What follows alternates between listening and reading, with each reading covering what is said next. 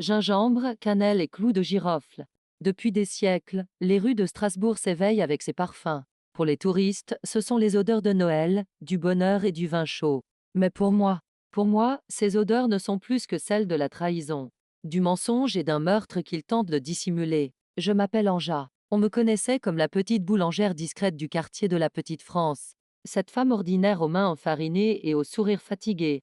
Mais il y avait une chose qu'ils ignoraient, ces mains qui savaient pétrir la pâte pouvaient aussi devenir assez puissantes pour détruire un empire si nécessaire. Avant de commencer mon histoire, le jour où ce maudit testament a été révélé.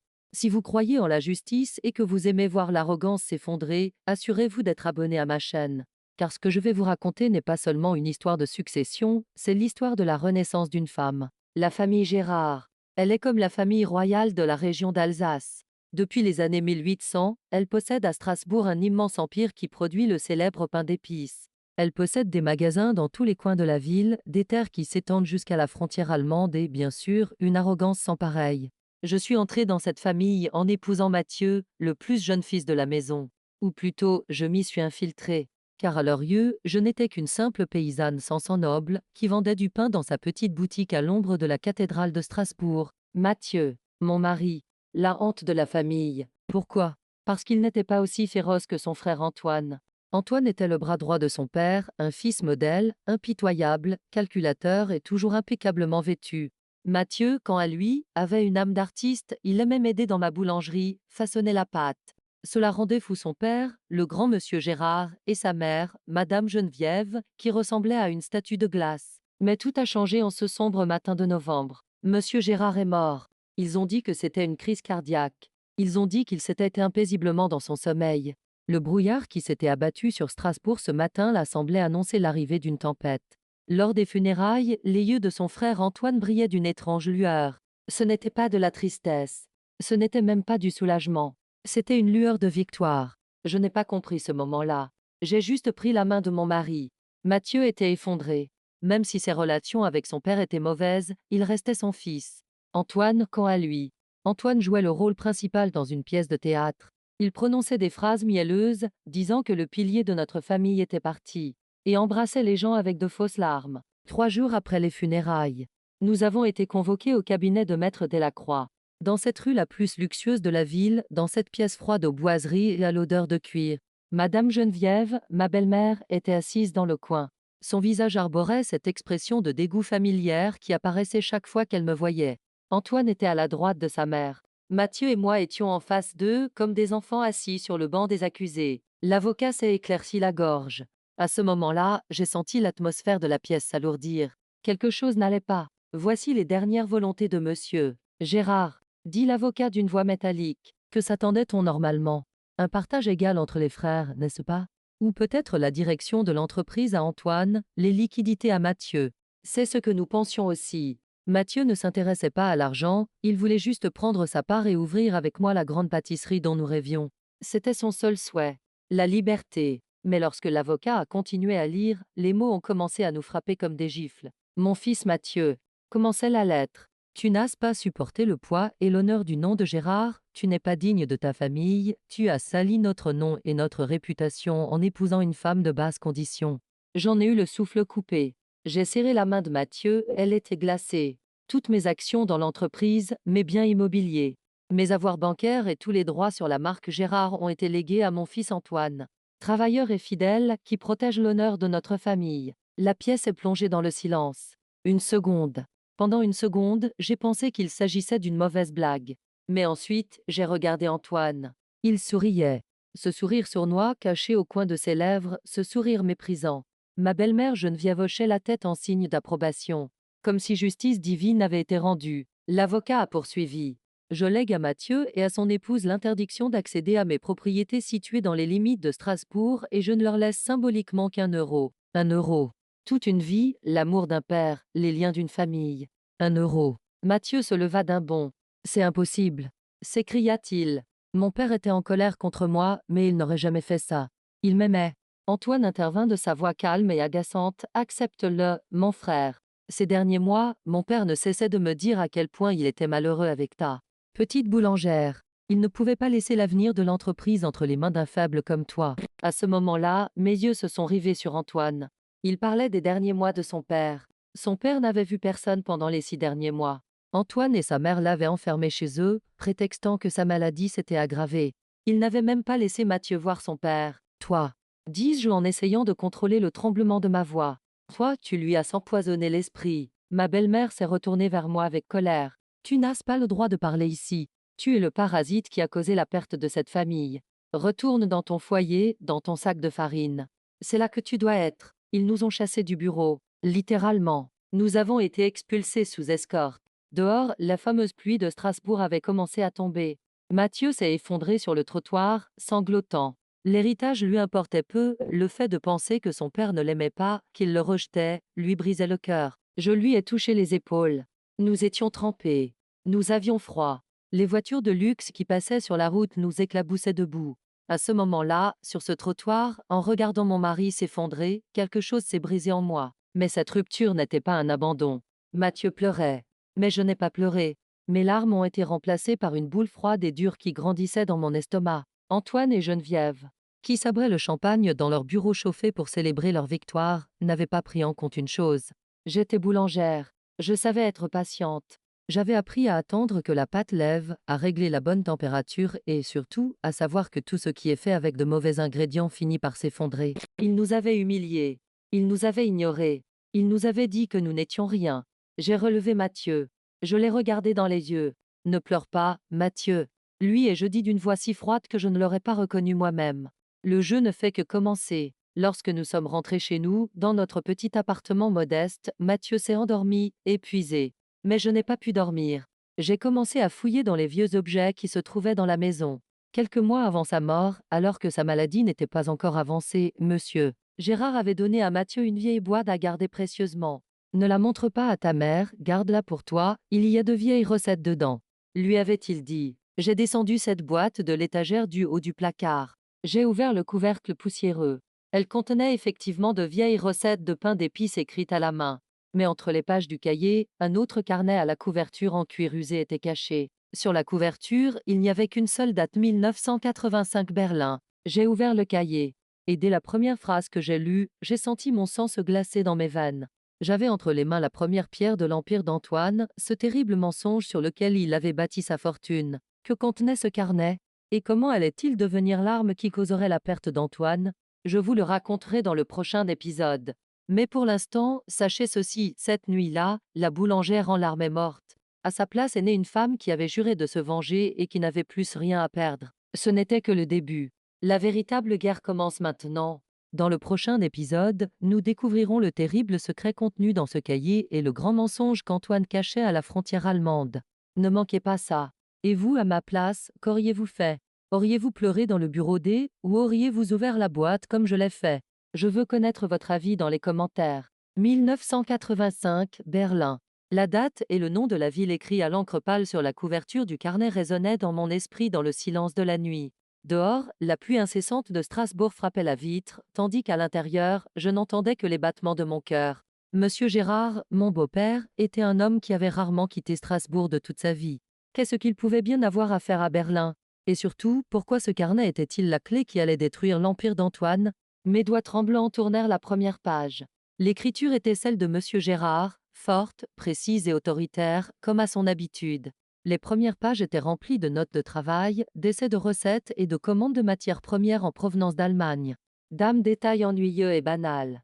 J'étais sur le point de refermer le cahier et de le mettre de côté, mais au fil des pages, j'ai remarqué que quelque chose avait changé dans les sections où les dates se rapprochaient de notre époque. L'écriture commençait à se dégrader. Les lettres droites et régulières avaient disparu, laissant place à des lignes tremblantes, glissantes et parfois maculées d'encre. C'était comme si les mains de l'auteur refusaient désormais de tenir un stylo. Et lorsque la date indiquait exactement 6 mois avant sa mort, les lignes de cette terrible confession ont commencé. Il écrivait aujourd'hui, je me suis réveillé avec ces vertiges.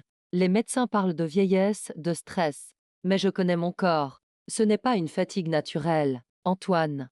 Mon fils Antoine, chaque soir, 1 heure après m'avoir apporté cette tisane qu'il appelle mélange spécial. Je sens cette brûlure dans mon estomac. Il dit qu'il prend bien soin de moi, sa mère Geneviève le regarde avec des yeux reconnaissants. Mais je ne vois pas de l'amour dans ses yeux, je vois de l'impatience. Ils attendent ma mort. J'ai retenu mon souffle. Ce n'était pas un doute. C'était le journal intime d'un homme empoisonné lentement par son propre fils. Monsieur Gérard avait tout compris, mais il était prisonnier de son lit de malade dans cette immense demeure. Il ne pouvait joindre personne. J'ai continué à lire. Au fil des pages, l'esprit du vieil homme s'éclaircissait, comme si la mort approchant, il voyait les choses plus clairement. Aujourd'hui, j'ai entendu Antoine parler au téléphone dans ma chambre. Écrivait-il. Il parlait allemand. Mais ce n'était pas son allemand professionnel. C'était un ton beaucoup plus intime, beaucoup plus doux. Patience, Elga, disait-il. Ça ne saurait tarder. Le vieux loup est sur le point de rendre son dernier souffle. Quand tout sera fini, je quitterai cette vie morne à Strasbourg pour rejoindre ma vraie famille. Dis à Lucas que son père va bientôt arriver. Elga, Lucas, ma vraie famille. Le cahier que je tenais à la main tomba par terre. Le bruit sourd réveilla Mathieu, qui s'était endormi sur le canapé. Les yeux gonflés, le visage déformé par la douleur, il me regarda. Que s'est-il passé, Anja? Pourquoi es-tu assise dans le noir? Demanda-t-il. Je ramassai le cahier par terre. Je ne pus lui répondre.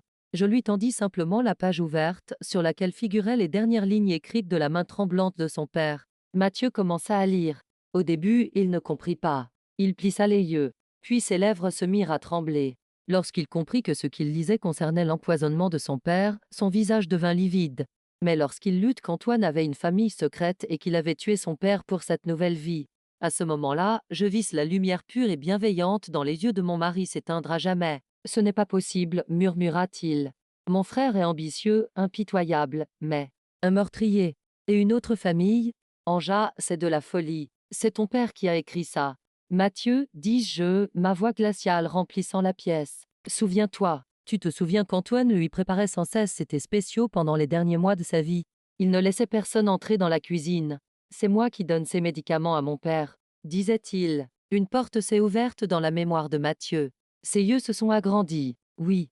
Une fois, j'avais même voulu boire une gorgée de ce thé, mais Antoine me l'avait arraché des mains avec violence. C'est trop fort pour toi, avait-il dit. Les pièces du puzzle s'assemblaient. Antoine avait tué son père. Parce que son père avait découvert sa vie secrète en Allemagne, Elga et Lucas. Monsieur Gérard allait probablement retirer son héritage à Antoine pour le laisser à Mathieu. Antoine avait appuyé sur la gâchette pour l'en empêcher.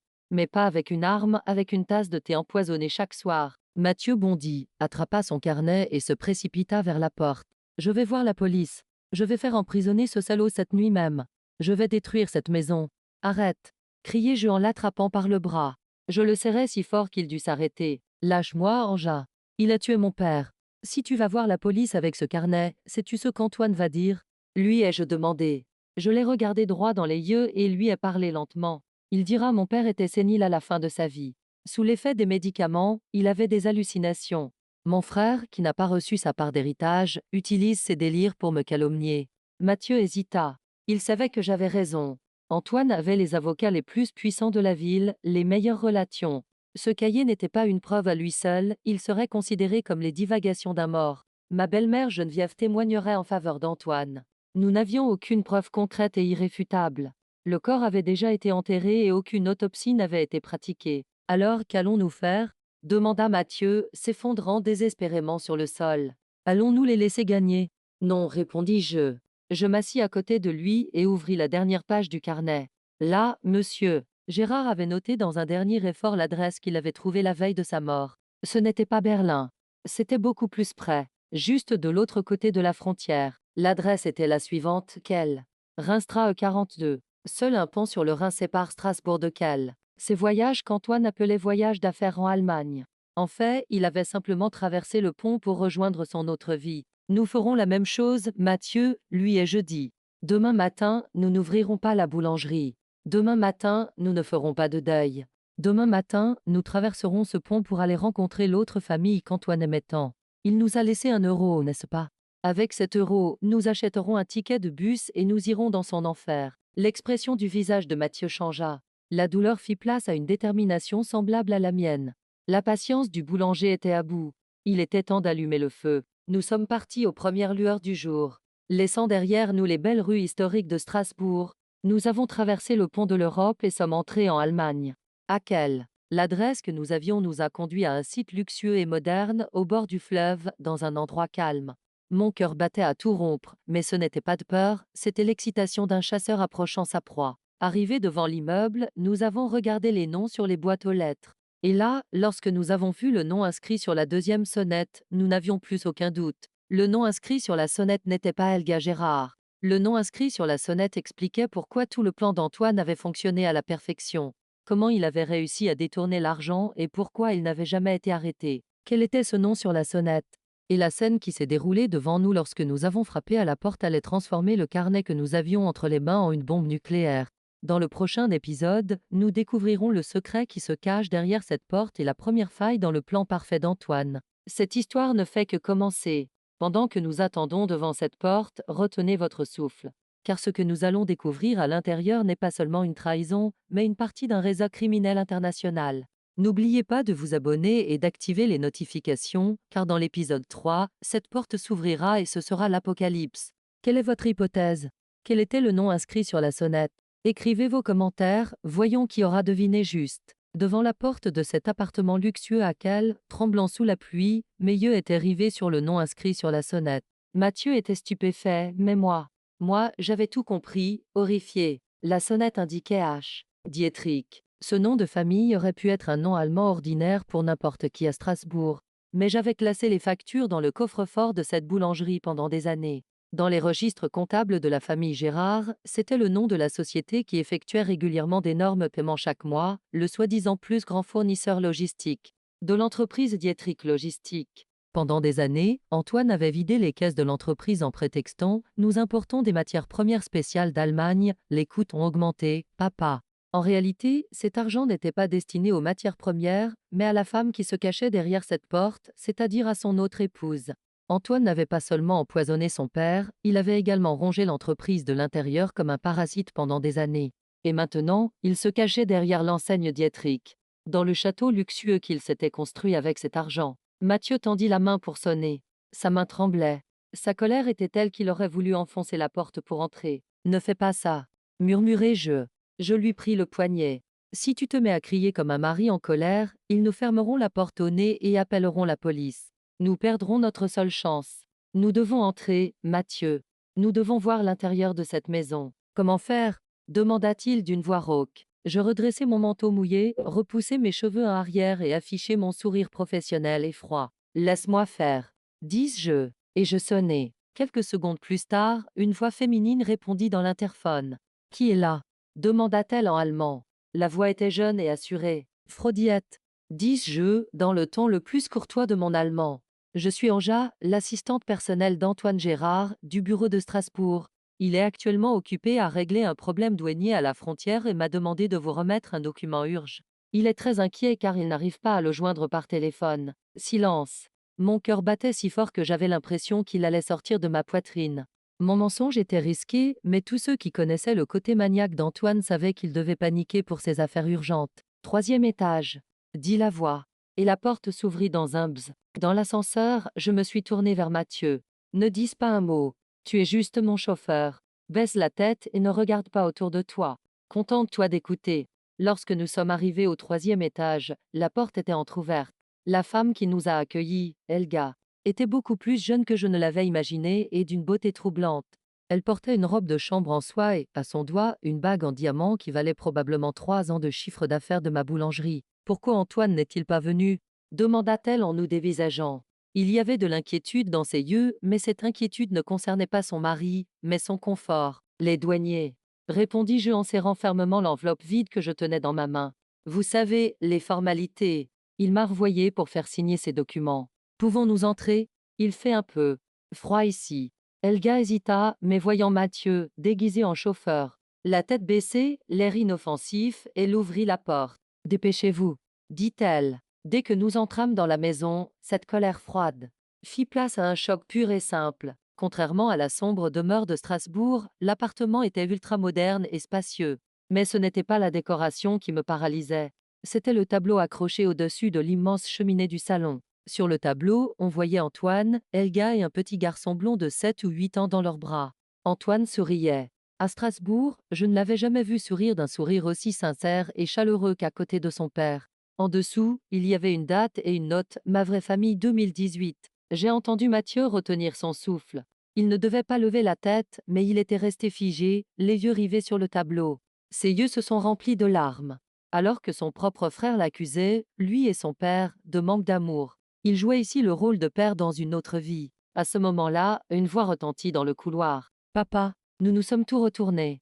Avec une petite voiture dans les mains, les yeux encore endormis, cet enfant nous regardait. Lucas. Lucas était le portrait craché d'Antoine. Le même nez, la même mâchoire. Même le léger mépris dans son regard était identique. Elga s'est immédiatement précipitée vers l'enfant. Non, mon chéri, ce ne sont pas tes parents. Ce sont des employés, a-t-elle dit. Dames employées. Une femme qui appelait son propre oncle employé. Où sont ces documents? Demanda Elga en se tournant vers moi avec impatience. Je vais les signer et les envoyer, Lucas accourt. Alors que je sortais un papier au hasard de mon sac, mon regard s'est posé sur un dossier posé sur la table basse. Il était intitulé Gérard et Dietrich GmbH Opération de transfert. À ce moment-là, j'eus un éclair de lucidité. Le plan d'Antoine ne consistait pas seulement à voler l'argent. Il prévoyait de mettre en faillite l'entreprise historique de Strasbourg et de transférer toute la marque et la production ici, à la société Dietrich, c'est-à-dire à Elga. Il ne reniait pas l'héritage de son père, il le volait et le transférait de l'autre côté de la frontière. Je vis Mathieu serrer les poings. Il était sur le point d'exploser. Il aurait pu crier ça suffit. Et tout gâcher. Je m'interposai immédiatement. Ah, j'ai laissé mon stylo dans la voiture. Dis-je avec une fausse panique. Mon chauffeur va aller le chercher tout de suite. Je lançai un regard sévère à Mathieu. Va chercher le stylo. Mathieu m'a regardé. Dans ses yeux, je lisais la peur, ne me laisse pas seul ici avec cette femme. Mais il devait faire confiance à mon plan. Il a hoché la tête et est sorti. Je me suis retrouvée seule avec Elga. Votre mari. Je veux dire, monsieur. Antoine est très dévoué à son travail. Ai-je dit en faisant un pas vers le dossier posé sur la table basse. Elga a ri. Un rire froid et mécanique. Antoine? Il ne fait que ce qu'un idiot ferait. Si son père, ce vieillard sénile, n'était pas mort, nous n'aurions pas attendu aussi longtemps. Heureusement, Antoine a accéléré les choses. Mon sang se glaça. Elle avait avoué. Je savais ce qu'elle entendait par accélérer. La mort de son père. Elga savait tout. C'était peut-être même elle qui avait eu l'idée du thé empoisonné. Je mis la main dans ma poche. Je bougeai mes doigts pour appuyer sur le bouton d'enregistrement de mon téléphone. Alors, monsieur, Gérard posait problème? Demandai-je pour la faire parler. Dame problème? Elga but une gorgée de champagne. Cet homme était le seul obstacle à la vie qu'Antoine allait nous offrir, à moi et à mon fils. Mais c'est fini maintenant. Demain, l'acte de propriété de cette vieille usine de Strasbourg sera transféré à cette société. Ensuite, Antoine mettra à la porte cette petite boulangère et son frère, ce pauvre type. La petite boulangère. Elle ne se rendait même pas compte qu'il se tenait devant elle. À ce moment-là, un crissement de frein retentit à l'extérieur. Elga courut à la fenêtre. Antoine, s'écria-t-elle avec enthousiasme. Il est là. Antoine était arrivé. Mathieu était en bas. Et moi, j'étais dans cette cage avec la maîtresse de son mari assassin. Elga se tourna vers moi, le sourire effacé de son visage. Attends. Pourquoi est-il seul dans sa voiture? Où est son chauffeur? Puis elle plissa les yeux. Et toi? Il n'y a pas de femme qui travaille dans le bureau d'Antoine à Strasbourg. Il déteste les femmes. J'étais prise au piège. En bas, dans la cage d'escalier, la voix furieuse d'Antoine résonnait. Il montait les marches en courant. Et il allait bientôt tomber sur Mathieu devant la porte. Il n'y avait pas d'issue. Du moins, c'est ce que je croyais. Mon regard se posa sur la sortie de secours dans le coin du salon. Mais si je courais là-bas, je ne pourrais pas récupérer le dossier sur la table, la preuve irréfutable de mon crime. Le dossier ou ma vie? Une seconde. Je réfléchis une seconde. Et je pris ma décision. Je ne sortirai pas de cette pièce sans ce dossier. Pendant qu'Antoine forçait la porte avec sa clé, je me suis précipitée vers la table. Que pensez-vous qu'il s'est passé? Antoine a-t-il trouvé sa femme et moi face à face lorsqu'il a ouvert la porte? Où ai-je pris le dossier et me suis-je jetée dans le vide depuis l'escalier de secours? Cette histoire, qui n'était au départ qu'un simple jeu de détective, s'est transformée en une lutte pour la survie. N'oubliez pas de vous abonner, car dans le 4e épisode, nous ne nous contenterons pas de fuir, nous commencerons également à chasser. La plus grande erreur d'Antoine a été de venir dans cette maison ce jour-là. Pourquoi? Vous trouverez la réponse dans la prochaine vidéo. À bientôt. Le bruit métallique de la clé dans la serrure a été la seconde la plus longue de ma vie. Elga s'est jetée sur moi, ses ongles ressemblant à des griffes sortant de sa robe de chambre en soie. Mais j'étais boulanger.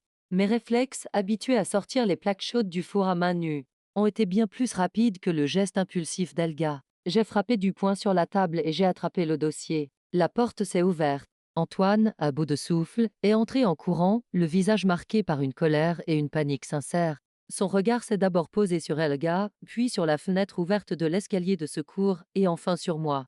À cet instant, le temps s'est figé. L'homme d'affaires froid et arrogant de Strasbourg avait disparu, remplacé par un animal sauvage acculé. Lorsque nos regards se sont croisés, il n'a pas vu Anja, sa belle-sœur silencieuse et obéissante, mais son bourreau qui allait lui donner la mort. « Attrape-la » cria Helga d'une voix aiguë. Il a pris le dossier. Antoine se jeta sur moi. Mais il était trop tard. Je m'étais déjà laissé glisser le long des barreaux rouillés de l'escalier de secours. La pluie me fouettait le visage. Je descendis les marches glissantes presque en volant. Derrière moi, j'entendais les jurons d'Antoine et les cris d'Helga. Quand je suis arrivé dans la rue, mon cœur battait si fort que j'avais l'impression qu'il allait exploser. « Mathieu » ai-je murmuré dans l'obscurité. « Où étais-tu » Antoine a dû te voir en montant les escaliers. À ce moment-là, une main s'est tendue de l'ombre des poubelles à côté de l'immeuble et m'a tiré à l'intérieur. C'était Mathieu. Son visage était livide, mais ses yeux brûlaient d'une flamme que je n'avais jamais vue auparavant. J'ai vu Antoine garer sa voiture et je me suis caché. Murmura-t-il. Anja, ce dossier. Tu l'as pris? Je lui ai montré le dossier que je serrais contre mon cœur, sous ma veste. Je l'ai pris, ai-je répondu. Maintenant, cours. Ne te retourne pas. Nous avons commencé à courir vers le long pont qui relie Strasbourg à Kehl. La pluie nous trempait jusqu'aux os. Nous entendions les sirènes derrière nous. Antoine avait-il appelé la police? Ou avait-il envoyé ses propres agents de sécurité à notre poursuite? Je ne savais pas et je m'en moquais. Ce pont ne séparait pas seulement deux pays, mais aussi deux vies. Derrière nous, il y avait la vie dont nous avions été victimes, devant nous, celle dont nous allions être les chasseurs. Nous nous sommes arrêtés au milieu du pont. À bout de souffle, nous avons regardé les eaux sombres du Rhin. Sommes-nous en sécurité? A demandé Mathieu. Non, répondis-je. Le vrai danger commence maintenant. Antoine sait désormais ce que nous savons.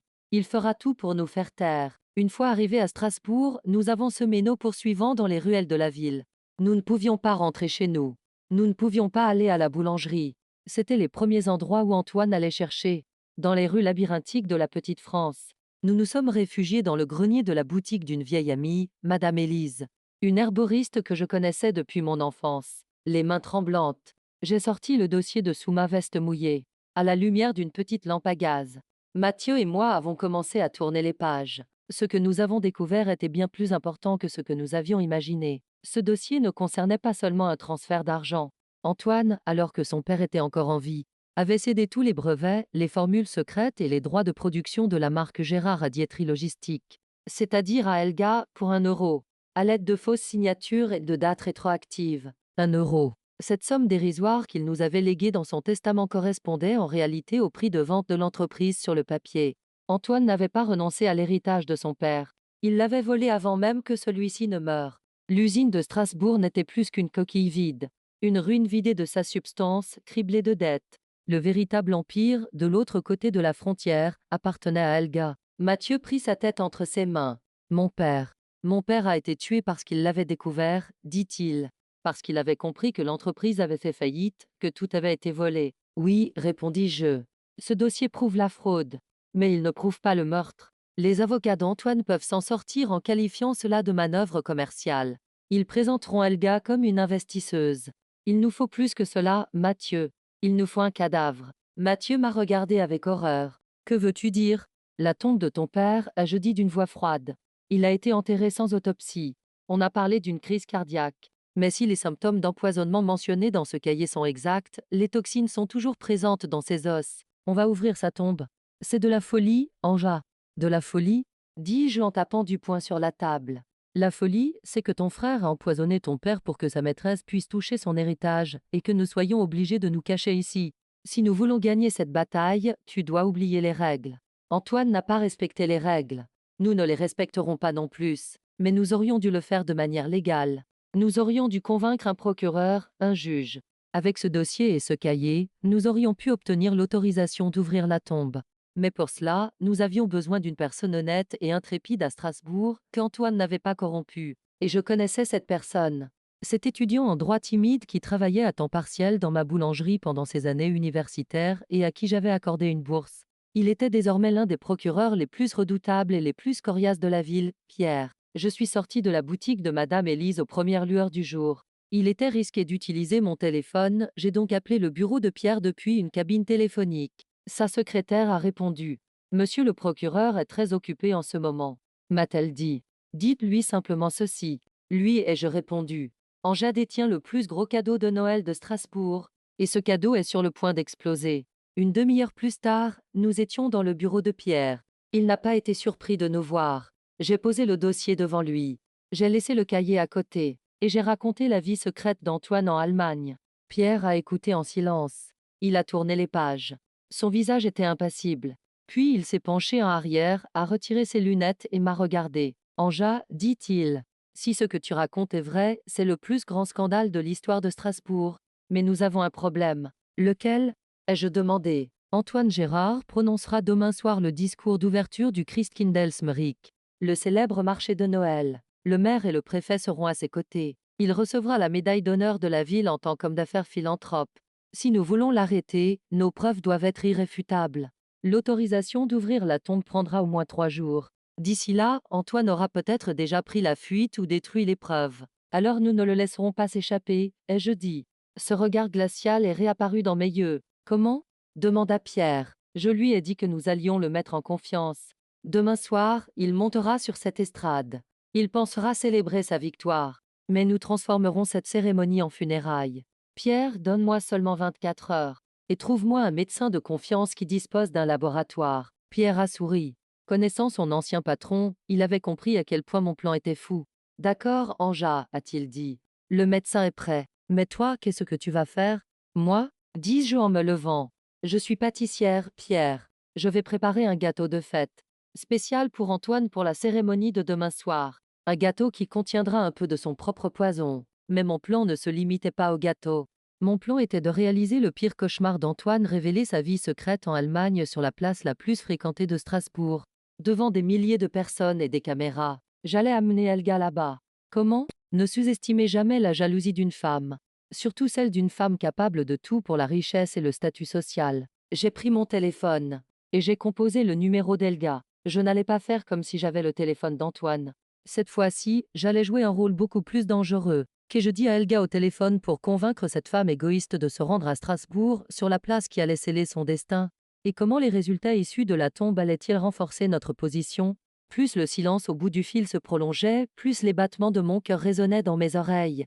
Lorsque Helga a décroché, sa voix était méfiante, mais tout aussi curieuse. Allô, qui êtes-vous?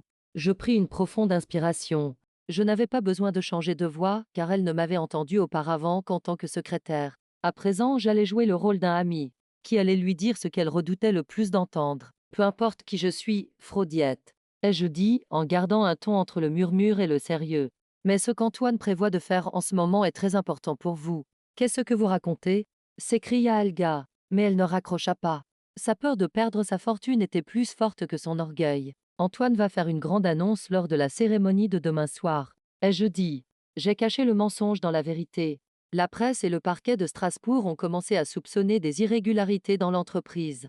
Antoine a choisi un bouc émissaire pour se sauver. Qui est ce? Demanda Helga. Sa voix commençait à trembler. Vous, ai-je répondu. Et j'ai lâché la bombe. Antoine a fait porter le chapeau à Dietrich Logistique pour tous les transferts d'argent illégaux.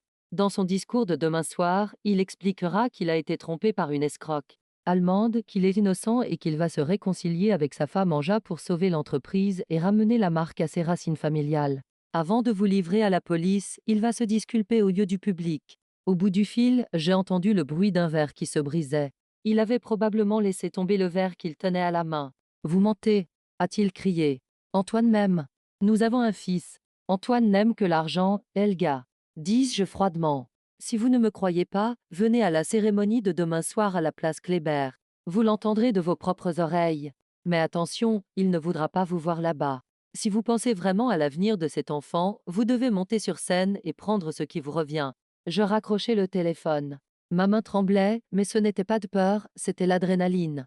J'avais lancé l'hameçon. Une femme aussi ambitieuse et peu sûre d'elle que Helga ne pouvait pas prendre ce risque. Dès qu'elle penserait qu'Antoine l'avait utilisé, elle viendrait tout détruire pour eux deux. Il était maintenant temps de passer à la deuxième étape du plan. Pierre et le docteur. Quand nous sommes revenus au bureau de Pierre, la nuit était tombée. Mathieu était assis dans un coin, le regard vide, fixant le sol. Le fait que son frère ne soit pas seulement un voleur, mais aussi un meurtrier, avait été trop dur à supporter pour son cœur naïf. Pierre entra dans la pièce, le visage sombre. À ses côtés se trouvait un homme âgé vêtu d'une blouse blanche. Le docteur Lambert, l'un des plus anciens médecins légistes de la ville. Anja, dit Pierre en posant le rapport sur la table, nous n'avons pas eu le temps d'ouvrir la tombe, tu as raison. Mais tu nous as donné autre chose. Je me suis souvenu du petit sac en velours que j'avais sorti de ma poche. Lorsque monsieur Gérard était mort, j'avais coupé une petite mèche de ses cheveux à la maison funéraire. C'était une vieille tradition alsacienne de conserver un morceau de nos proches. À l'époque, je n'étais qu'une jeune mariée en deuil. Aujourd'hui, cette mèche de cheveux était la preuve la plus importante d'un meurtre. Le docteur Lambert ajusta ses lunettes et désigna le rapport. Nous avons détecté une forte concentration d'arsenic dans les racines et les mèches de cheveux. Il ne s'agit pas d'un empoisonnement aigu. Monsieur Gérard a été systématiquement empoisonné à faible dose pendant au moins 6 mois, jusqu'à ce que son corps lâche. Mathieu se mit à sangloter. Le thé, dit-il. Ces maudites tisanes. Pierre posa sa main sur l'épaule de Mathieu. Ce rapport suffit à condamner Antoine à la prison à vie. Mais si nous l'arrêtons maintenant, ses avocats pourront prolonger la procédure pendant des années en arguant que les preuves ont été falsifiées et qu'on ne sait pas à qui appartiennent les cheveux. Nous avons besoin du soutien de l'opinion publique. Nous devons détruire la réputation d'Antoine de telle sorte qu'aucun juge n'ose le libérer. Ne t'inquiète pas, Pierre, dis-je en fixant du regard la carte de Strasbourg accrochée au mur. Demain soir, un tribunal sera installé sur cette place pour juger Antoine. Mais ce n'est pas toi qui siégeras à la place du juge. Ce sera Helga. Le lendemain, Strasbourg était plongé dans l'atmosphère magique de Noël. Christkindlesmerik, le plus ancien et le plus somptueux marché de Noël d'Europe. Tout était illuminé, ça sentait la cannelle et le vin chaud, et un immense sapin brillait comme un joyau au milieu de la place Kléber. Milliers de personnes, des touristes, des journalistes et bien sûr la crème de la crème de la ville était présent. Mathieu et moi nous sommes mêlés à la foule. Mathieu avait rabattu son chapeau sur son visage. Je me suis quant à moi placé tout devant, dans la zone d'ombre juste à côté de la scène. La scène était prête. Le logo de la famille Gérard était visible sur le podium. Et Antoine est apparu. Il portait un costume impeccable, avec à son col une médaille d'honneur qu'il ne méritait pas. À ses côtés, sa mère, Madame Geneviève, souriait fièrement. Lorsque Antoine a pris le micro, des applaudissements ont éclaté. Ces applaudissements étaient le silence avant la tempête qui allait bientôt éclater. Chers Strasbourgeois, commença Antoine, de sa voix rassurante et fausse. C'est un honneur pour moi de perpétuer l'héritage de mon père, cette tradition centenaire. Notre famille continuera d'être le symbole de l'honnêteté et du travail acharné. Je scrutais la foule. Mes yeux cherchaient quelqu'un. Et finalement, je la visse. Au fond de la foule, enveloppée dans son manteau de fourrure, le visage rouge de colère. Helga. Lucas n'était pas avec elle. Elle était venue seule, comme une guerrière. Nos regards se sont croisés. Je lui ai fait un léger signe de tête. Cela signifiait aller, c'est à toi. Antoine a continué son discours. Malheureusement, certains membres de notre famille n'ont pas pu supporter ce fardeau et nous ont quittés. Mais ma mère et moi. Menteur. Sa voix résonna encore plus fort que les haut-parleurs de la place. La musique s'arrêta. La foule se figea. Le sourire d'Antoine resta figé sur son visage. Helga se fraya un chemin à travers la foule et se dirigea vers la scène. Les agents de sécurité étaient stupéfaits, ne sachant pas quoi faire. Car Helga ne marchait pas comme une agresse, mais comme une reine qui avait été lésée. Antoine, cria Helga lorsqu'elle atteignit les marches de la scène. Tu ne vas pas parler au peuple de Strasbourg de ta vraie famille. Dames entreprises que tu m'as prises en Allemagne et de ton fils Lucas. Antoine laissa tomber le micro. Sa mère Geneviève devint blanche comme un linge, comme si elle avait vu un fantôme. C'est à ce moment-là que je suis sortie de l'ombre. J'avais dans les mains le dossier et le rapport d'autopsie préparé par Pierre. Je me suis avancée sur scène, juste en face d'Helga, de l'autre côté d'Antoine. Je ramassai le micro. Ma voix ne tremblait pas. Je n'avais pas peur. Il n'y avait que la froide réalité. Oui, Antoine, ai-je dit, tandis que toute la place retenait son souffle en nous regardant. Raconte-nous. Raconte-nous comment tu as empoisonné ton père et comment tu as volé notre héritage pour financer cette femme. La place de Strasbourg était plongée dans un silence de mort. Antoine était pris entre deux feux.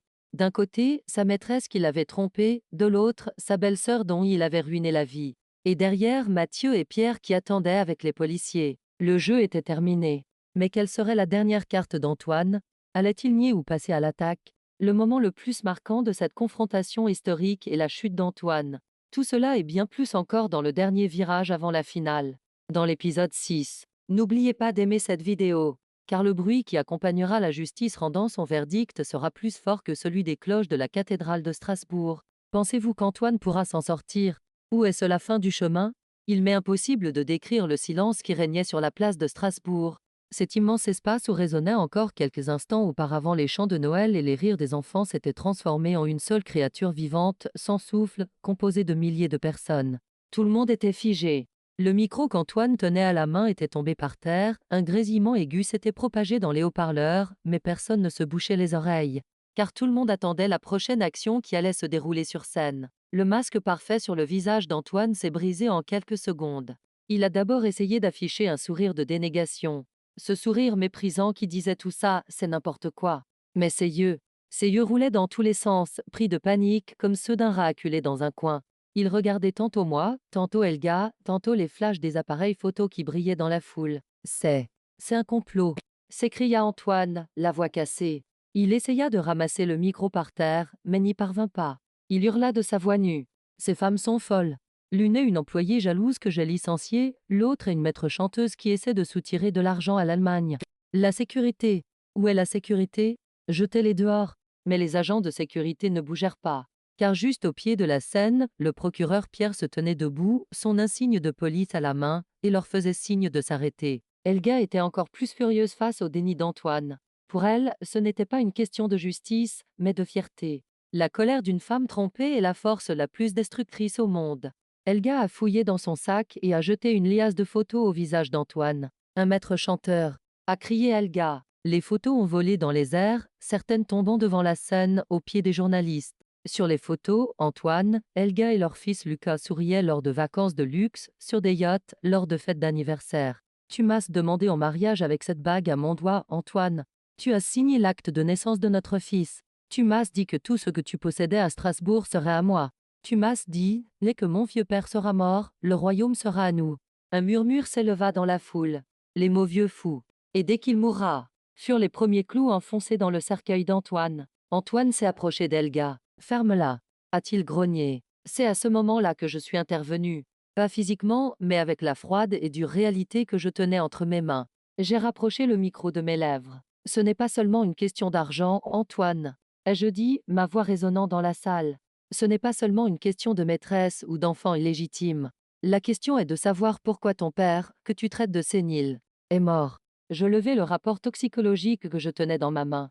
Les caméras se tournèrent vers moi. Ce rapport que je tiens entre mes mains a été approuvé par le docteur Lambert et le procureur. Ai-je déclaré lentement. Monsieur Gérard n'est pas mort d'une crise cardiaque. Monsieur Gérard a été lentement empoisonné au cours des 6 derniers mois par son propre fils Antoine, qui a mélangé de l'arsenic à la tisane qu'il aimait en boire chaque soir.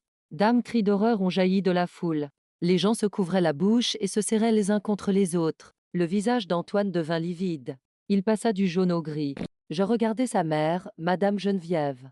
Cette femme fière et hautaine était sur le point de s'effondrer à la suite de cette révélation. Elle s'agrippa au bras de son fils de ses mains tremblantes. Antoine, murmura-t-elle.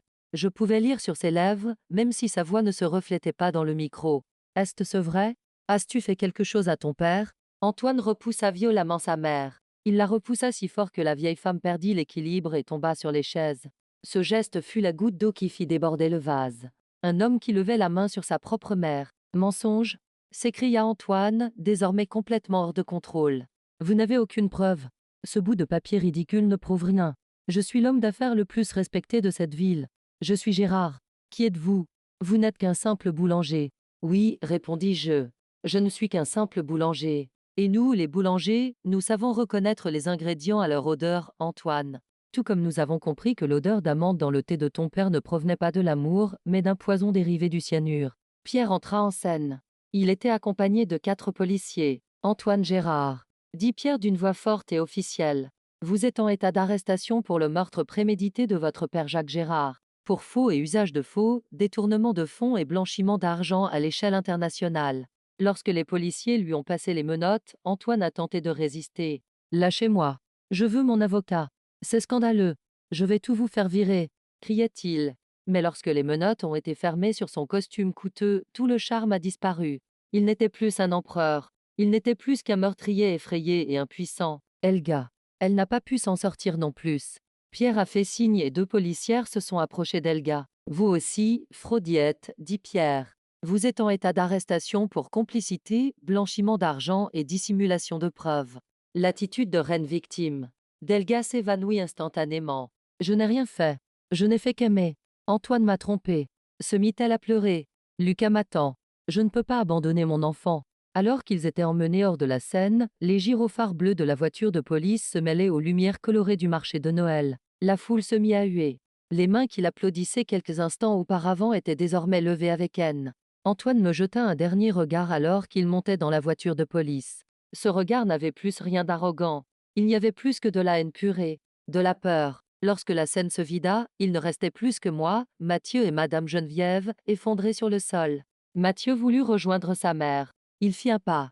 Puis il s'arrêta. Il regarda cette femme qui l'avait humilié pendant des années, qui avait ignoré sa femme, qui avait fermé les yeux, consciemment ou non, sur le meurtre de son frère. Puis il recula. Sa mère a levé la tête. Larmes coulaient de ses yeux. Elle nous a regardés comme pour nous demander de l'aide. Mathieu a simplement secoué la tête. Tu as fait ton choix il y a des années, maman, a-t-il dit. Ton fils est dans cette voiture de police. Cette nuit-là, Strasbourg ne dormit pas. Les journaux télévisés, les réseaux sociaux, les journaux. Partout, on parlait du scandale du marché de Noël. L'héritage empoisonné. La vengeance du boulanger. 2 femmes, un meurtrier. Les titres fusaient. Mathieu et moi, nous nous sommes assis sur un banc au bord du Rhin, loin de la foule et du bruit. La pluie avait cessé. Il faisait froid, mais le feu qui brûlait en nous s'était éteint. Mathieu a posé sa tête sur mon épaule. Nous n'avons pas parlé. Nous avons simplement regardé le fleuve pendant des heures. Nous savions que l'incarcération d'Antoine ne signifiait pas la fin de tout. L'entreprise était au bord de la faillite. L'usine était fermée. Les employés, les fournisseurs, les créanciers étaient à la porte. Et surtout, l'armée d'avocats d'Antoine allait passer à la contre-attaque dès les premières lueurs du jour. Il dirait que les preuves avaient été recueillies de manière irrégulière. Il dirait qu'il y avait eu complot contre leurs clients. Nous avions remporté la victoire, mais la guerre n'était pas terminée. Le plus difficile restait à faire, nettoyer les dégâts. Antoine était en prison, mais le chaos financier et les pièges juridiques qu'il avait laissés derrière lui étaient prêts à nous engloutir. Le lendemain matin, notre avocat Pierre m'a appelé. Anja, m'a-t-il dit d'une voix tendue. Antoine a fait un coup depuis la prison. Quelques minutes avant son arrestation, il a transféré les derniers actifs de l'entreprise sur un compte inconnu. L'entreprise est désormais complètement à sec. Il n'y a même plus d'argent pour payer les salaires des employés. Et pire encore, il marqua une pause. Le pire, Pierre? Demandai-je. Elga, répondit-il. Elle parle. Elle essaie de conclure un accord avec le procureur en échange de sa libération. Et dans sa déposition, elle affirme qu'Antoine n'a pas commis le meurtre seul, qu'il avait un complice à la maison. Qui pouvait bien être cette complice à la maison? Madame Geneviève? Ou quelqu'un d'autre caché dans l'ombre que nous n'aurions jamais soupçonné?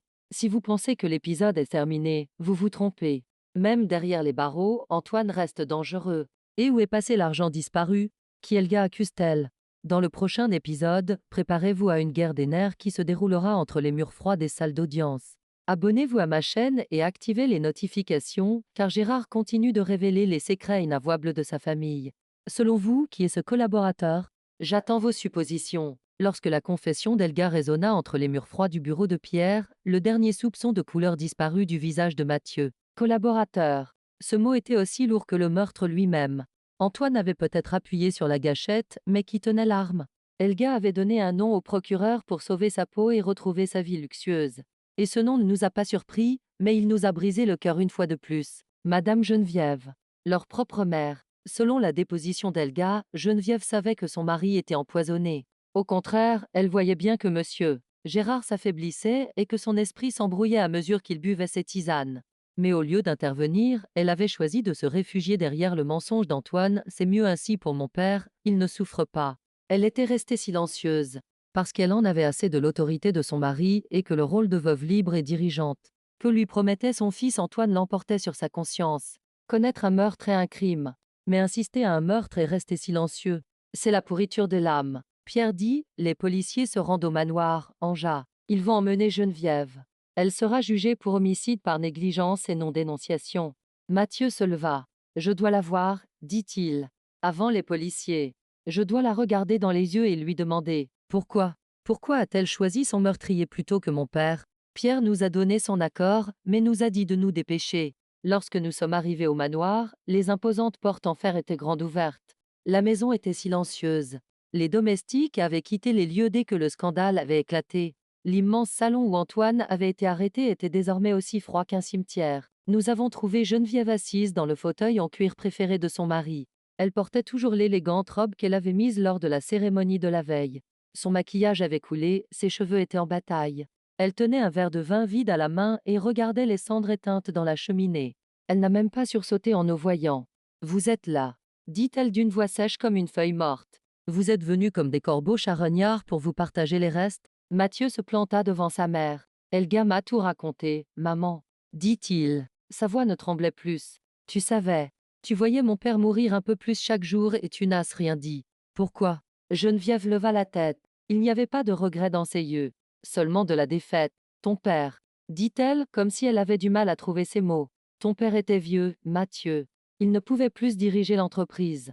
Antoine avait raison. Il fallait un changement. Je pensais simplement que c'était un processus naturel. Antoine m'avait dit que ce n'était qu'un somnifère. Tu mens, s'écria Mathieu. Tu as nourri l'ambition d'Antoine. Parce que mon père aurait pu me laisser l'entreprise, il aurait pu préférer mon honnêteté à ton ambition. Tu en avais peur. Geneviève ne répondit pas. Elle baissa simplement la tête. À ce moment-là, on entendit des sirènes dehors. La police était arrivée. La maîtresse de maison, la reine de la société strasbourgeoise, allait maintenant être emmenée de chez elle en tant que complice. Alors que les policiers l'emmenaient, Geneviève se tourna vers moi. À cet instant, la haine dans ses yeux avait laissé place à une étrange once de respect. Tu as gagné, fille de boulanger, dit-elle. Mais qu'as-tu gagné? Une entreprise en faillite, une famille en prison et un mari sans le sou. Tu as détruit le royaume, mais il ne te reste que des cendres. Avait-elle raison? Le lendemain matin, nous avons été confrontés à la dure réalité. Pierre est arrivé le visage sombre, les rapports financiers à la main. La situation est pire que nous le pensions, Anja, dit-il. Antoine a tout nettoyé dans les dernières 24 heures avant son arrestation. Il a transféré les liquidités de l'entreprise vers des sociétés écrans aux îles Caïmans que nous ne pouvons pas tracer. L'usine est hypothéquée. Nous devons des millions d'euros à nos fournisseurs. Les ouvriers sont à la porte, ils réclament leur salaire. Il n'y a littéralement plus un euro dans les caisses. Mathieu était effondré. L'héritage de mon père. Ce nom qui remonte aux années 1800. Tout est fini. Nous devons déclarer faillite, Anja. C'est fini. Non, ai-je répondu. J'ai repoussé les rapports sur la table. Ce n'est pas fini. Mathieu m'a regardé avec étonnement. Anja, de quoi parles-tu? Il n'y a pas d'argent. Antoine a détourné les fonds et refuse de donner les codes. Les avocats vont faire traîner la procédure pendant des années. D'ici là, nous mourrons de faim. Je souris. Ce n'était pas un sourire désespéré. C'était le sourire d'une femme qui connaissait la chaleur du four, qui savait ce qu'était la patience. Antoine a volé l'argent, dis-je. Il a volé l'usine, les bâtiments, les machines. Mais il a oublié une chose, Mathieu. Le véritable héritage de la famille Gérard, ce ne sont pas les comptes en banque. Le véritable héritage, c'est ce goût. J'ai sorti de mon sac le vieux livre de recettes poussiéreux que nous avions trouvé dans le grenier. Les recettes originales écrites à la main par monsieur Gérard, contrairement aux produits industriels qu'Antoine avait fabriqués en volant des ingrédients pour réduire les coûts. Ce livre contenait l'âme du véritable pain d'épices. Antoine a sali la marque. Ai-je dit? Désormais, quand les gens entendront le nom Gérard, ils ne penseront plus à Noël, mais à l'arsenic. Cette marque est morte, Mathieu. Nous ne la sauverons pas. Que faisons-nous alors? Nous allons créer notre propre marque. Ai-je répondu? Toi et moi. Dans ma petite boulangerie. Avec les recettes originales. Nous l'appellerons l'héritage authentique de Monsieur Gérard. Nous vendrons aux gens du travail artisanal, pas une usine. Antoine a perdu l'argent, mais il ne peut pas voler la confiance des clients. Une lueur d'espoir apparut dans les yeux de Mathieu. Mais Pierre intervint. Anja, c'est une idée très romantique, mais il y a un problème. Les avocats d'Antoine intenteront un procès pour violation du droit au nom, avant même que vous n'ayez ouvert la boulangerie. De plus, vous n'avez pas le capital nécessaire pour développer la boulangerie. Vous n'avez même plus d'argent pour acheter de la farine. À ce moment-là, le moment était venu de révéler le plus grand secret de l'histoire, ce plan B, que j'avais caché même à mon mari. Qu'avais-je toujours dit dans mes analyses? Ne jamais dévoiler toutes ces cartes. Le capital n'est pas un problème, Pierre. Ai-je dit d'une voix calme. Mathieu s'est tourné vers moi. Comment ça, ce n'est pas un problème? On n'a plus un sou, non. Toi, tu n'as rien, Mathieu, ai-je répondu. Mais moi, j'ai quelque chose. Il y a des années, alors que la famille Gérard me méprisait et me jugeait indigne de leur manoir, j'avais économisé chaque centime gagné grâce à ma boulangerie. Mais je ne les avais pas simplement cachés sous mon matelas. Mon père était un ancien courtier en bourse. Il m'avait appris à gérer mon argent et à faire fructifier de petits investissements. Pendant qu'Antoine dépensait l'argent de l'entreprise pour sa maîtresse, j'avais discrètement et patiemment fait fructifier mes modestes économies en investissant dans des actions technologiques. Je n'en avais parlé à personne. Pour ne pas blesser la fierté de mon mari, pour que ma famille ne me prenne pas pour une croqueuse de diamants. J'ai sorti mon téléphone de ma poche. J'ai ouvert mon application bancaire et je l'ai montré à Pierre. Quand Pierre a vu le chiffre à l'écran, ses lunettes sont tombées sur le bout de son nez. Il a sifflé. C'est une somme considérable, Anja. Avec ça, tu peux même racheter l'usine. Je ne veux pas de l'usine. Ai-je répondu. Que ce bâtiment maudit reste à Antoine. Avec cet argent, je vais prendre un nouveau départ. Nous allons ouvrir la plus grande et la plus chaleureuse boulangerie de Strasbourg.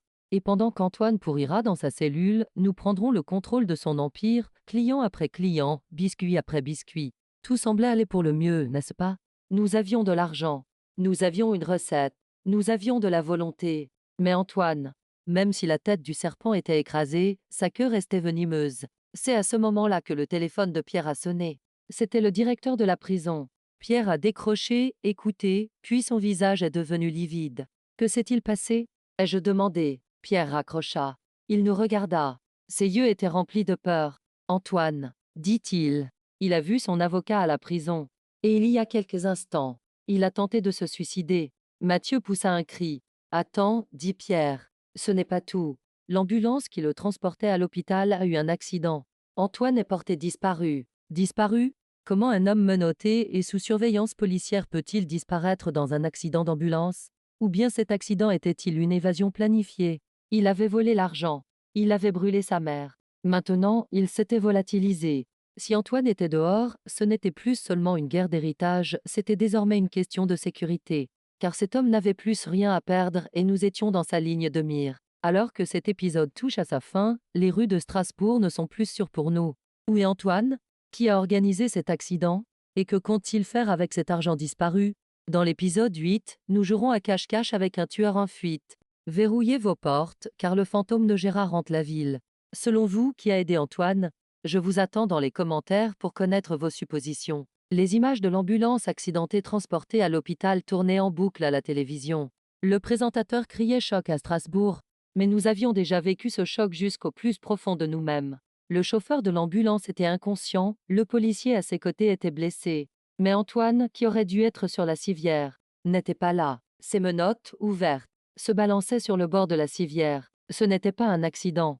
C'était un plan d'évasion parfait. Après avoir raccroché, Pierre a immédiatement pris des mesures de sécurité. Il faut vous sortir d'ici, a-t-il dit. Antoine a de l'argent, des relations à l'extérieur et il est fou de rage en ce moment. Vous êtes sa première cible.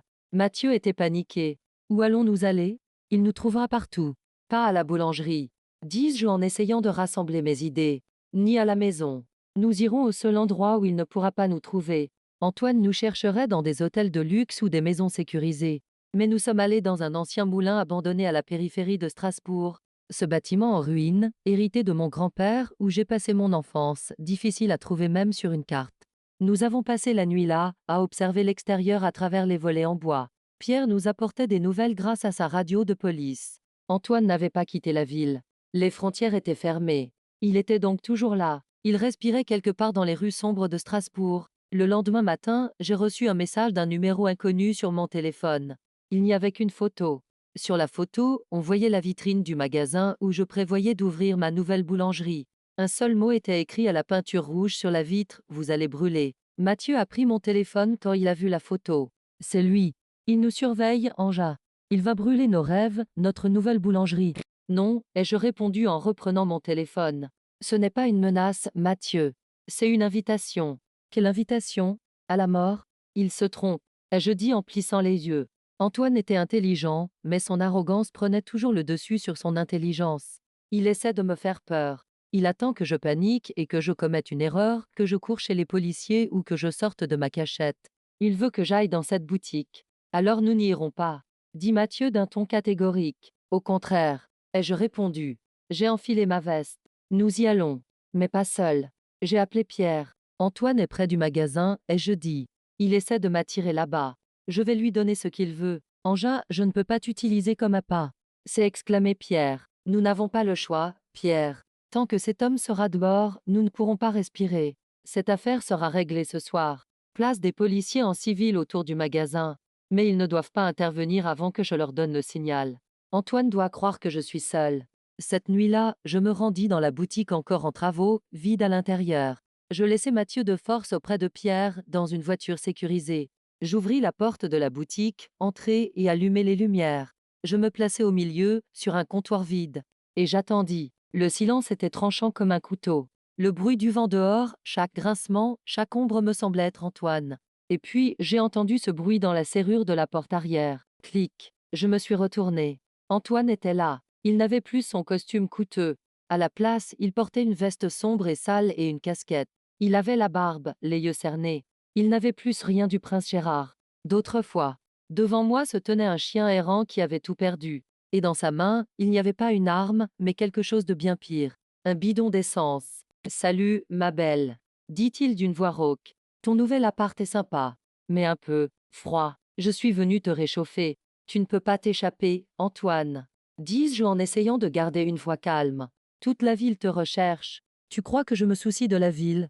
Il ouvrit le bouchon du bidon. L'odeur âcre de l'essence me piqua le nez. J'ai de l'argent, Anja. C'est compte au Caïman. Avec cet argent, je pourrais vivre comme un roi à l'autre bout du monde. Mais avant de partir, j'avais une dernière chose à faire. Il commença à verser l'essence par terre, au milieu du magasin. Le liquide se propageait comme un serpent vers mes pieds. Nous détruire, dis-je, comme tu as détruit ton père. Mon père, il a ri. C'était un rire amer. Mon père était faible. Il était en train de couler l'entreprise. J'ai essayé de le sauver. Le réseau que j'ai créé avec Elga, l'entreprise de logistique. Tout cela pour internationaliser la marque Gérard. Mais vous, toi et mon idiot de frère, vous avez tout gâché. Il sortit son briquet. Nos vies étaient suspendues au bout de la flamme. Maintenant, dit-il, toi et tes bateaux en pâte à modeler que tu aimes tant, vous allez brûler ensemble. Je vais faire croire à un accident. Ils diront pauvre Anja, elle n'a pas remarqué la fuite de gaz. Tu as oublié quelque chose, Antoine. Dis-je. Je ne reculais pas. J'appuyais sur l'essence. Quoi? Que je suis boulangère. Je passais la main sous le comptoir. Je saisissais ce que j'y avais caché. Ce n'était pas une arme. C'était le moyen de défense le plus simple mais le plus efficace que connaissent les boulangers. Alors qu'Antoine s'apprêtait à allumer le briquet, je lui ai lancé le paquet que je tenais dans ma main de toutes mes forces. Le paquet a explosé dans les airs. De la farine.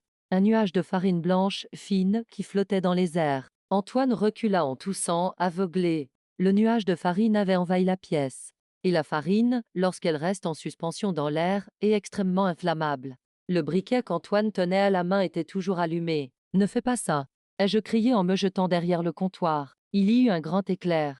Ce n'était pas une explosion, mais une boule de feu soudaine qui projeta Antoine en arrière. Antoine tomba au sol, en flammes, hurlant. À ce moment-là, les vitrines du magasin ont été brisées. Pierre et les policiers ont fait irruption à l'intérieur. Ils se sont précipités sur Antoine avec des extincteurs. Quand ils l'ont éteint, il se tordait de douleur sur le sol. Il était couvert de brûlures, mais il était vivant. Pierre s'est précipité vers moi. Anja, ça va.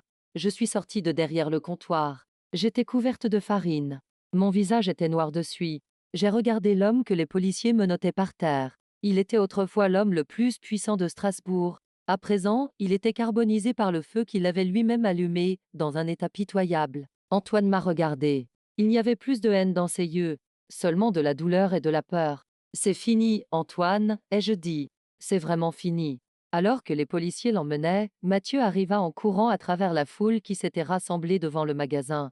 Il me serra dans ses bras. J'ai eu peur, dit-il. J'ai cru que je t'avais perdu. Tu ne m'as pas perdu. Lui ai-je répondu en posant ma tête sur sa poitrine. Nous avons gagné, Mathieu. Il n'y a plus personne à craindre. Mais avions-nous vraiment gagné? Antoine avait été arrêté.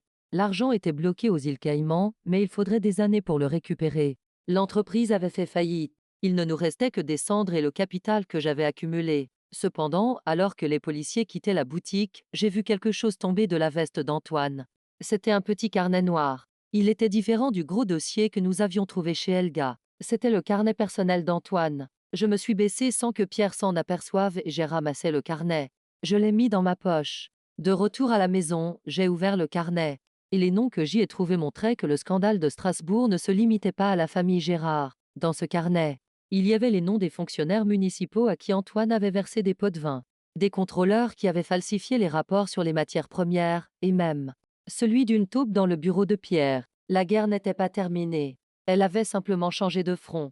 L'empire Gérard s'était effondré, mais le système corrompu qu'Antoine avait mis en place était toujours en place. Et tant que j'aurais ce carnet en ma possession, je serais une cible. Que devais-je faire maintenant? Donner ce carnet à Pierre et prendre le risque que la taupe qu'il contenait le détruise?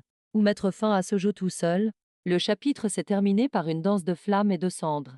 Mais lorsque la fumée se sera dissipée, ce cahier à la couverture noire que je tiens entre mes mains ébranlera Strasbourg dans ses fondements. Antoine n'était qu'un pion. Les rois sont toujours sur leur trône. Selon vous, qui est la taupe dans le bureau de Pierre? Et que dois-je faire de ce cahier? Dois-je faire confiance à la police ou rendre justice moi-même?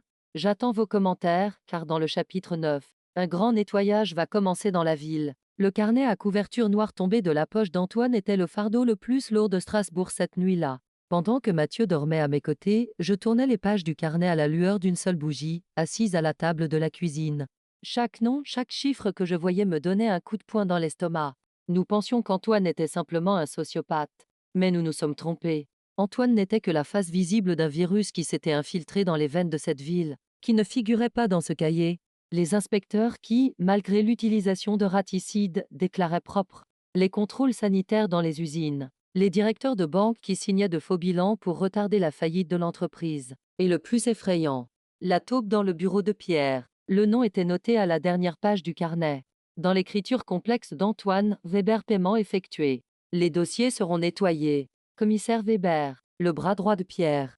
L'homme qui dirigeait les opérations, celui qui était censé être le plus déterminé à attraper Antoine. C'était donc ça qui expliquait comment Antoine savait chacun de nos mouvements, comment cet accident d'ambulance avait pu être planifié de manière aussi parfaite. Weber ne nous protégeait pas, il nous livrait à Antoine. Au matin, j'avais pris ma décision. Je ne pouvais pas apporter ce carnet à Pierre. Weber était comme l'ombre de Pierre. Dès que je l'aurais posé sur le bureau de Pierre, ce carnet disparaîtrait, ou serait détruit sous prétexte qu'il ne constituait pas une preuve. Et nous serions probablement victimes d'un accident. Mathieu s'est réveillé les yeux gonflés, mais serein. Il croyait qu'Antoine avait été arrêté, que le cauchemar était terminé. Je ne pouvais pas lui dire la vérité et briser cette sérénité. C'était la dernière carte que je devais jouer seule. Mathieu, lui, et je dis en lui tendant son café au petit déjeuner, j'ai des choses à faire à la boulangerie aujourd'hui. Reste à la maison et repose-toi. Je suis sortie de la maison. Mais je ne suis pas allée à la boulangerie. Ma première étape n'était pas le photocopieur le plus fréquenté de la ville, mais l'imprimerie d'un ami fiable que j'avais connu à l'université. J'ai fait 3 copies de chaque page du cahier. J'ai envoyé la première copie par la poste au ministère de la Justice à Paris. J'ai fait livrer la deuxième copie par coursier à un journaliste d'investigation du Monde, l'un des plus grands journaux nationaux. Quant à l'original, l'original était toujours dans mon sac. Dans l'après-midi, j'ai appelé Pierre. Pierre, ai-je dit en réprimant le tremblement de ma voix. J'ai trouvé un cahier sur Antoine. Il contient des choses très importantes. On ne peut pas en parler au téléphone. D'accord, Anja, a répondu Pierre. Viens immédiatement à mon bureau. Non, ai-je répondu. Le bureau n'est pas sûr. Préviens Weber. Je veux qu'il soit là aussi, car le carnet contient des détails qui concernent la sécurité. J'ai besoin d'être en sécurité.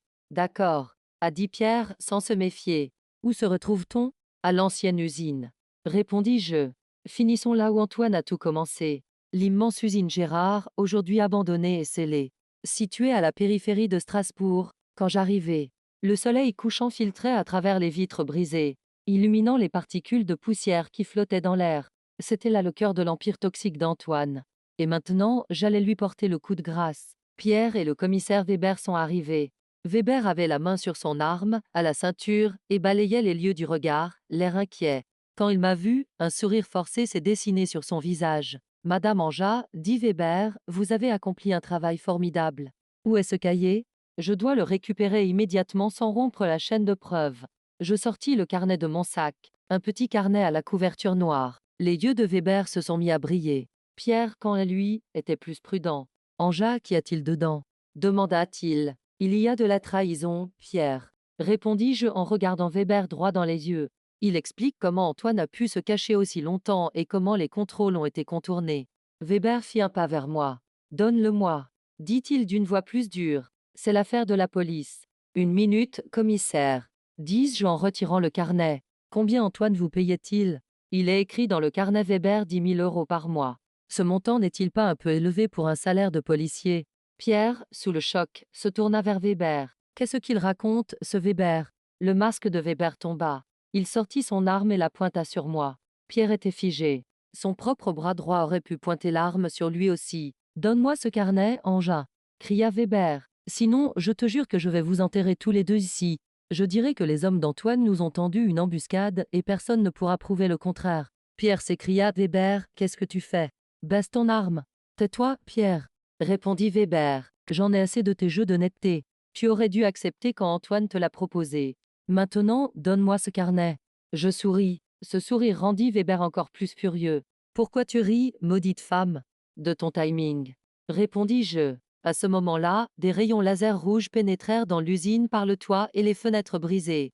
3 points rouges apparurent sur la poitrine de Weber. Lâche ton arme, Weber. La voix provenait d'un mégaphone. Mais ce n'était pas celle de la police de Strasbourg, c'était celle de la brigade spéciale de la gendarmerie nationale venue de Paris. Weber regarda autour de lui avec étonnement. Les copies que j'ai envoyées à Paris vous sont parvenues, commissaire, dis-je calmement. Je savais que vous viendriez ici. Quand j'ai appelé Pierre, je savais que le téléphone était sur écoute. C'est pourquoi j'ai organisé cette rencontre. Je vous ai piégé. Weber jeta son arme au sol, désespéré. Les forces spéciales firent irruption dans la pièce. Alors qu'il plaquait Weber au sol et lui passait les menottes, Pierre était encore sous le choc. Il m'a regardé. Tu savais, a-t-il dit. Et tu ne m'as rien dit. Je ne pouvais pas te le dire, Pierre, répondis-je. C'était la seule façon de te protéger. Si tu avais su, tu n'aurais pas pu cacher ta réaction et Weber se serait enfui. Ce jour-là, Weber n'a pas été le seul à être arrêté. Grâce aux copies que j'avais fournies, des raids simultanés ont été menés à la mairie de Strasbourg, à la direction de la santé et dans les banques. Tous ceux qui étaient impliqués dans le réseau de corruption d'Antoine ont été arrêtés un par un. Strasbourg était en train d'être nettoyé. Le brouillard qui planait sur cette ville depuis des années se dissipait enfin. Le soir venu, Mathieu et moi regardions les informations. Le grand nettoyage. Titraient les journaux. Le courage d'un boulanger a fait tomber un réseau de corruption. Mathieu m'a regardé. Ses yeux reflétaient un mélange d'admiration et de crainte. Tu, a-t-il dit, tu n'es plus l'Anja que je connaissais. Tu es bien plus que ça. Il avait raison. L'ancienne Anja était une fille timide qui se cachait derrière des sacs de farine. La nouvelle Anja était une femme qui avait mis une ville à genoux et renversé des rois et des vizirs. Mais la victoire avait un prix. L'entreprise avait complètement disparu. L'État avait saisi tous les biens de la société Gérard au motif qu'il s'agissait de revenus illicites. L'usine, les magasins, les maisons. Tout avait disparu. Antoine était en prison, Weber était en prison. Geneviève était en prison. Justice avait été rendue. Mais à part 1 euro dans nos poches et mes économies en bourse, nous n'avions plus rien. Le lendemain matin, Mathieu et moi sommes allés dans notre nouvelle boutique, brûlée, empestant la fumée et recouverte de farine. Le vent soufflait à travers les fenêtres sans vitres. Mathieu s'est arrêté au milieu des décombres. Tout est fini, Anja, a-t-il dit. L'Empire est fini. Le nom est fini. Il ne nous reste que ces ruines. J'ai regardé les traces de brûlure sur le sol. Puis j'ai regardé Mathieu dans les yeux. Tu te trompes, mon amour, ai-je dit. J'ai pris ma main et l'ai posée sur mon ventre. Oui, j'avais attendu le bon moment pour lui dire cela. Et ce moment, c'était celui où nous allions renaître des cendres. L'Empire n'est pas fini, Mathieu. Lui et je murmurai. L'Empire ne fait que commencer, car l'héritier est en route. Les yeux de Mathieu s'écarquillèrent. Il sentit ma main sur mon ventre. Tu es enceinte? J'ai hoché la tête. Le nom de Gérard ne sera pas associé au casier judiciaire d'Antoine. Ce bébé naîtra avec un nouveau nom, un nouvel héritage. Une page blanche. Mais ce n'était pas seulement un nouveau départ sur le plan émotionnel. Il fallait aussi un nouveau départ sur le plan commercial. Et j'avais encore un dernier coup à jouer dont même Antoine n'avait pas connaissance. Avec l'argent que j'avais en bourse, j'allais acheter quelque chose de très spécial lors de la vente aux enchères de la faillite. Alors que tout le monde était intéressé par l'usine, qu'allais-je acheter? Dans le grand final, le chapitre 10, nous verrons comment l'Empire d'Anja a été fondé et comment la justice ne consiste pas seulement à punir, mais aussi à reconstruire. Retenez vos larmes, car vous pleurerez de joie à la fin. Êtes-vous prêts? Les biens de l'Empire Gérard, saisis par l'État, étaient vendus aux enchères dans une salle d'audience glaciale. La salle était remplie de vautours, d'âmes concurrents, des agents immobiliers, des opportunistes. Tous étaient là pour récupérer une part des décombres créés par Antoine. L'usine a été vendue. Les voitures de luxe ont été vendues. Même le mobilier de bureau dont Antoine était si fier a été vendu pour une bouchée de pain. Mathieu était assis à côté de moi, me tenant fermement la main. Partons, Anja. murmura-t-il. Il ne nous reste plus rien ici. Attends, lui dis-je. Pas encore. Le commissaire-priseur a regardé la liste qu'il tenait à la main et a déclaré d'un air ennuyé lot numéro 104, le titre de propriété du premier magasin délabré du vieux centre-ville, datant des années 1800, et une boîte de vieux moules à gâteaux en cuivre rouillé. Prix de départ 5 000 €. Dames rires fusèrent dans la salle. Personne ne voulait de cette boutique délabrée et de ses métaux rouillés. Tout le monde s'intéressait au terrain de l'usine.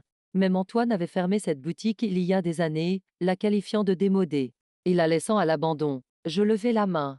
5 000 €, dis-je. Le fonctionnaire était surpris. D'autres enchères? Silence.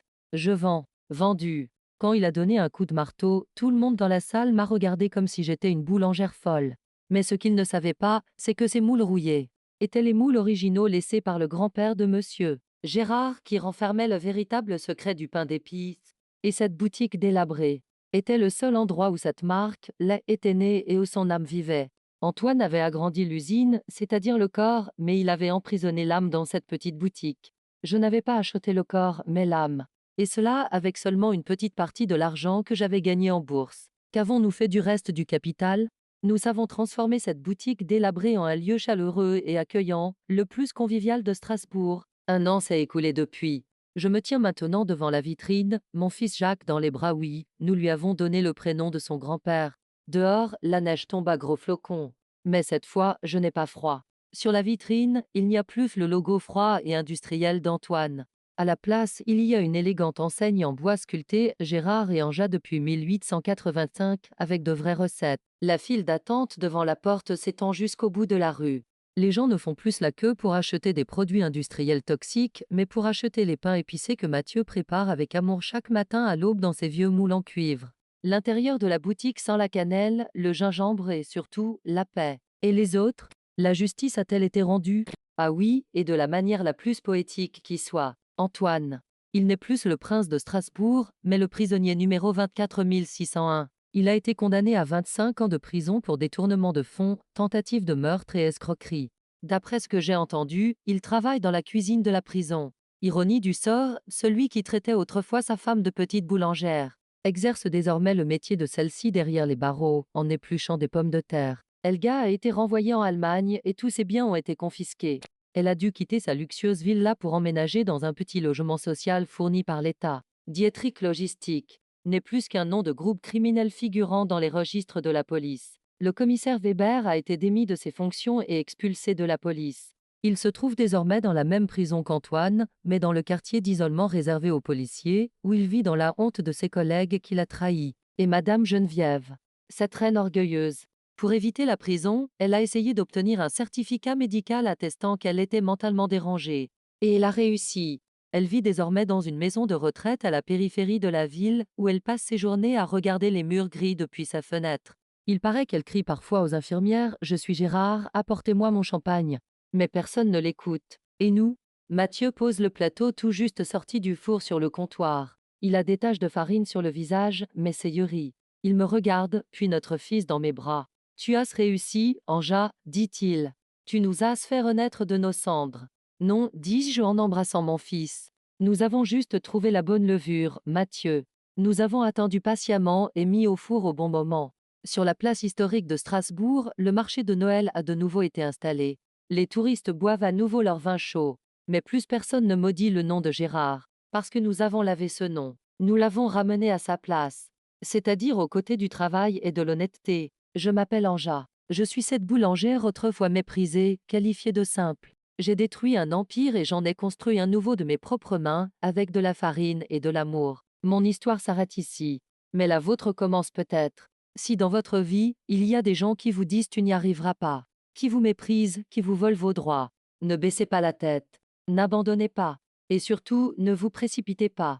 N'oubliez pas, la vengeance est un plat qui se mange froid, mais le succès, c'est comme un pain chaud qui sort du four. Son odeur se répand dans le monde entier. Je vous remercie de ne pas m'avoir laissé seul dans ce long voyage, d'avoir partagé ma colère et ma joie à chaque épisode. Cette série est terminée, mais la vie offre toujours de nouvelles aventures à ceux qui recherchent la justice. Abonnez-vous à ma chaîne, car dans la prochaine histoire, nous ouvrirons peut-être les portes d'une vie complètement différente. D'ici là, que votre conscience soit votre boussole et votre patience votre arme. Au revoir.